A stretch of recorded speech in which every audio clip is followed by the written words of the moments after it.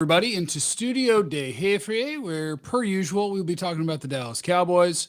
Unless you were tuned in last night and you saw me talking about Rings of Power, in which case I apologize, but I tried to be clear in the title and the description what I was doing there. So yeah, sometimes I'll do nerd stuff here. Sorry about that. We're going to talk about Jason Peters, his timeline for getting on the field for the Cowboys. We are going to talk about Michael Gallup and his timeline for getting on the field for the Cowboys. Then I'm going to give you the four position groups, maybe five, that I'm most interested in going into the season. Bet Online is the fastest and easiest way to wager on all your favorite sports, contests, and events with first-to-market odds and lines. Find reviews and news for every league, including MLB, NFL, NBA, NHL, combat sports, esports, even golf. Bet on the Cowboys to win the division if they do the things I tell them to do. BetOnline continues to be the top online resource for all your sports information, from live in-game betting, props, and futures. Head to BetOnline today or use your mobile device to join. Make your first sports bet. Use promo code BELIEVE50, BLEAV50, to receive your 50% welcome bonus on your first deposit. BetOnline where the game starts. Oh, look at Kilgore just dropping into the super chat off the top. How are we doing today, Jeff? We're doing all right. We did 6:30 a.m. yoga sculpt. And then I got back in bed, as you can probably tell from my face. I did a 6:30 sculpt class and then went back to sleep and got up at 11. Thank you all for being here. Welcome, whether you're on YouTube, Twitch, Facebook, whatever. Miguel says, you sure you want to talk Cowboys and not The Hobbit? Yes, I'm sure today I want to talk about the Cowboys. Because Jerry Jones was on the fan. And I'm gonna try to make sense of some of the things that he said. There's a couple of things that I don't like about what he said, and that's fine. Yeah, we're just 5 days away now. Evan said, Jeff, lie to me and tell me our O-line is going to be okay. I'll try. So Jason Peters is on the team now, right? And now you guys seen the picture. Jeff has nice skin. Jeff has just woke up skin. Maybe my ring light's making me look decent. Jason Peters is a Cowboy now. And Jerry talking today, I do not like one of the things he said. Dustin in the super chat. Efton Chisholm III, wide receiver at EWU, future trusted tape candidate maybe. I'll see. I mean, I'm a long ways off from draft stuff, I hope. But if Dak gets hurt, then sure, I'll watch him tomorrow. So talking about Jason Peters, Jerry said that part of what's going to determine when he plays left tackle is how Tyler Smith does at left tackle. And I kind of hate that because I think it ignores what's happening at left guard. But this is also very Cowboys, right? What the Cowboys love to do is take their guys and get them to where they want them and where they want them to be developed. And current day be damned, don't block my future. So as soon as Tyron was cleared out of the way, even though the Cowboys, I know, were more confident in Tyler Smith playing guard than tackle as a rookie, even though they were more confident in that, once Tyron went down, it was like, well, it's time for the Cowboy way. It's time to slide this guy out to left tackle, even when the owner of the team is acknowledging we're going to be taking some lumps, but we think we can get through these lumps. You're talking about a first-round pick. When Rashawn Slater and Penei Sewell got picked to play tackle, their GMs weren't running out there talking about the lumps they were about to take. They went out there talking about the badass that they drafted. So I don't like that the Cowboys acknowledge, like, oh, yeah, sure, this is going to be, a little bit of a development here. So my thing is, if Jason Peters is ready, I don't want to hear that it depends on how someone else plays, because it's not just about how Tyler Smith plays. It's also about how your left guard plays. You can't ignore Connor McGovern. Offensive line, the offensive line is one of those groups in football where you are literally as good as your weakest link. Even if Tyler Smith is a passable or even good left tackle and Connor McGovern sucks at left guard, you would be better with a passable left tackle and a passable left guard, however you had to do that. So whether Jason Peters needs to start working at guard or whether Tyler Smith needs to stay at guard, I need the Cowboys to put their 5 best offensive linemen on the field because I don't care about building towards the future. We'll build towards the future when the future is here. This is a stoic rule. We live in the present, and the 5 best offensive linemen involves Jason Peters being on the field. So get him on the field. And that's what I think about that. The other thing going on today is he mentioned Michael Gallup. And let me make sure I don't screw up his quote. Michael Gallup, not expected to play week 1, but Jerry didn't officially roll him out. Quote, he can do anything that you ask of him right now. He can do anything you ask of him right now. I don't understand. Fine. If they think he's going to play before week 5, that's cool. I got no problem with that. And that would be great if he's ready to play. He's still literally working on the chords. Like, he really practicing on a daily basis. I think the Tyler Smith and the Michael Gallup thing are all tied together in the same thing, which is that Jerry, and now that he's even older than he used to be, because that's how the world works. You get older and older. Like, a lot of it is just optimism. It's just being optimistic. Where, yeah, we made some decisions to get rid of good players we didn't like, and hopefully it works out. But instead of hopefully he does, we think it will work out. And on the offensive line, he said in this interview that he operates in a world where 1 + 1 = 3, because you just have to be optimistic in this world, which I get that as a life outlook kind of deal. But I would like to know that 1 + 1 = 2 and expect that I'm going to get the results that I've built for. Why are you so hard on Josh Ball? Group think he played better than Steele rookie year. Josh Ball's been awful. Matt Waletzko put better tape out than Josh Ball. And Matt Waletzko missed most of camp with a shoulder. Josh Ball's been awful. And I just note that he's been awful. He's been better on the right than the left, but if he played in an NFL game, he'd get your quarterback killed. Is Tampa's O-line trash? Kinda.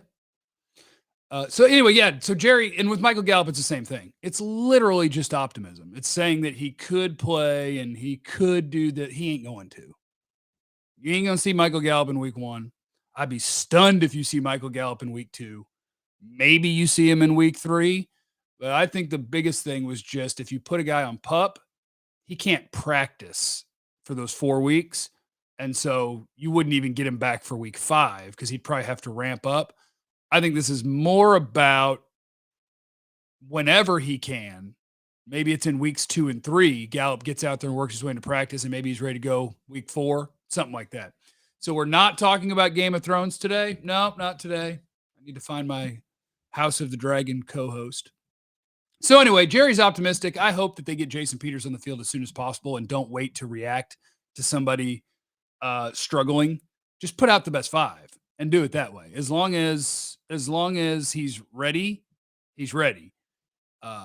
If you tell me Jason Peters is not ready and that's why he's not playing, I can accept that. But if you tell me we just want to see how it goes with Tyler Smith at left tackle. Like Tyler Smith at left tackle, if you tell me I want to see how that goes, that on its own makes sense.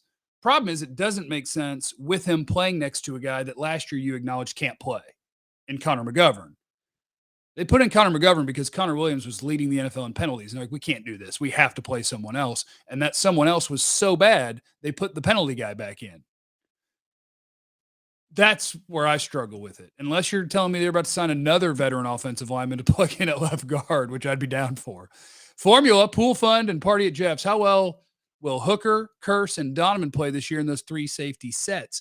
That is a great question and leads me to my next part of the presentation, because I didn't know how long I would go on these things, and this is something that's been on my mind.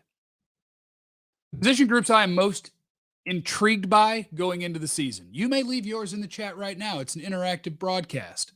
The position groups I'm most intrigued by. So it's not a ranking of how good they're going to be. Maybe I could do that. But it's just the ones that have either elements of unknown or things that I'm excited to see if they go the way that I hope and think that they might. So, position groups I am most intrigued by with your Cowboys this year. The guys on the edge. Micah Parsons gets to count as a linebacker and a pass rusher, obviously. But what is really interesting to me right now is Dante Fowler and Sam Williams. Like, Dorrance Armstrong's a okay player, and he's likely your starter at right defensive end.